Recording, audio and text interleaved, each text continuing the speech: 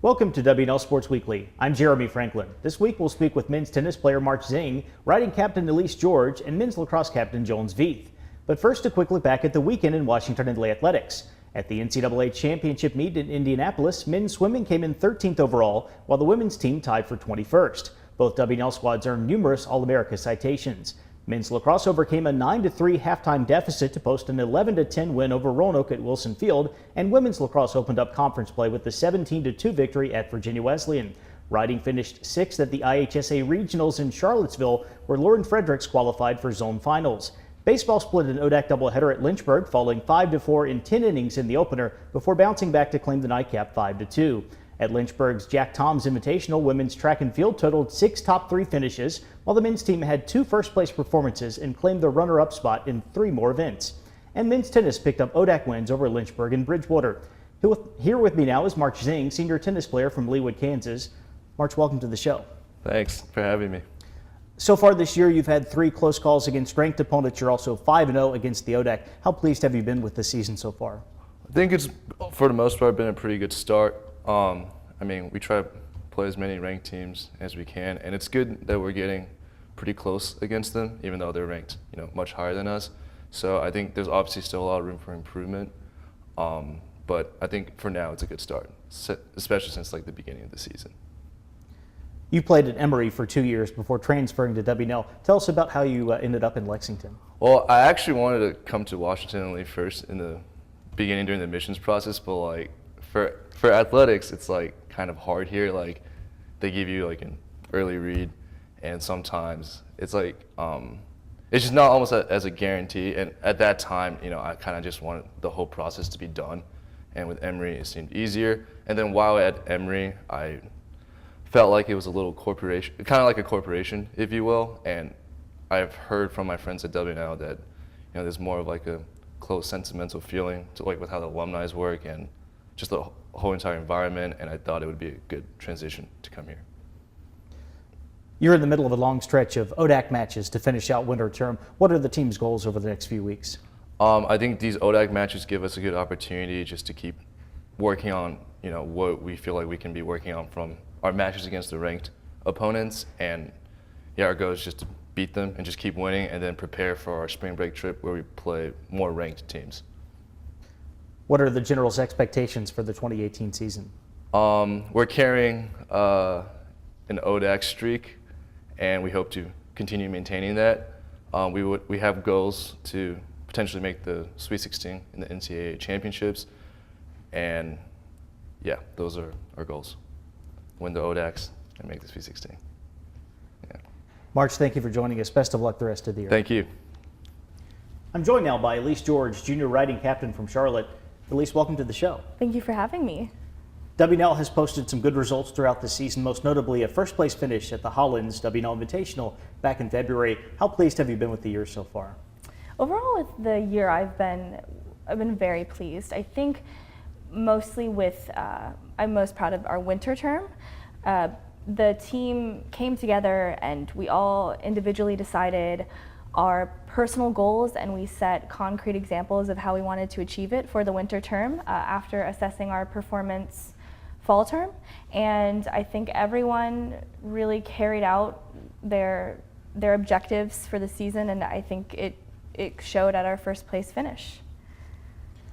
The Generals came in 6th at the regional event in Charlottesville over the weekend. Lauren Fredericks qualified for zone finals there. How did WNL perform at the regional meet? So once again, so pleased with everyone's rides, especially obviously Lauren's. At regionals, it's one of the hardest shows because riders are there because they've maintained consistency, which I believe is the hardest skill to have as an equestrian. So Lauren achieving that win was remarkable, and we are so proud of her accomplishment. And overall, everyone across the board just had excellent rides. Maybe not necessarily rewarded like we'd hoped, but we're very proud of how they performed. You've been competing in equestrian events for 10 years. What drew you to the sport? I think I've always been an animal lover, so I naturally was inclined to try equestrian. But I think I really love it because it is incredibly mentally and physically challenging. but building that relationship with the horse is so rewarding for me, and so I love it. The Otech Championship is coming up this Friday at Sweetbriar. What are the general's expectations for the conference event? So with Odex, it's a little different than our regular conference because we actually get to bring our own horses. The playing field is a little more leveled versus the nature of catch riding, where we are literally given a random horse we've never ridden before. So I think our expectations are it's going to be a competitive show. It always is, and it's pretty equal in level across all of the teams. So we never really know what to expect, but it's going to be very close, as it always is. Elise, thank you for joining us. Good luck to the team at the Otech Championship. Thank you so much. With me in the studio is Jones Veith, senior lacrosse captain from Alexandria, Virginia. Jones, welcome to the show. Thanks for having me. Yep. WNL rallied from a 6-goal halftime deficit to beat Roanoke 11-10 at Wilson Field on Saturday. How did the Generals pull out that victory? I think just going into the locker room at halftime, we knew we hadn't really executed the game plan at that point. Offensively, we were just fine. We just needed to shoot the ball a little better as the Roanoke goalie was playing great. And then defensively, we hadn't executed the game plan yet, so we just got back to what Coach had been preaching all week and executed the game plan in the second half as the defense buckled down, only allowed 1 goal, and then, lastly, really couldn't have done it without great individual efforts from AJ Witherell and Jack Hodge. That victory was the 7th straight for Washington, and your streak includes a win over a Gettysburg team that was undefeated at the time. What's been clicking for the Generals over the past few weeks? I think we've, from the beginning of the season, known we've had a lot of talent everywhere on our roster. And, we had some tough tests early on and really struggled clearing the ball. But, over the last few weeks, we've really shored up our clearing game and, just stuck to our game plans that Coach McCabe has given us and, been on a pretty good roll here. WNL graduated its top 2 scoring midfielders from last year, Jonathan Henry and Joe Perella. How has the offensive midfield developed over the course of this season?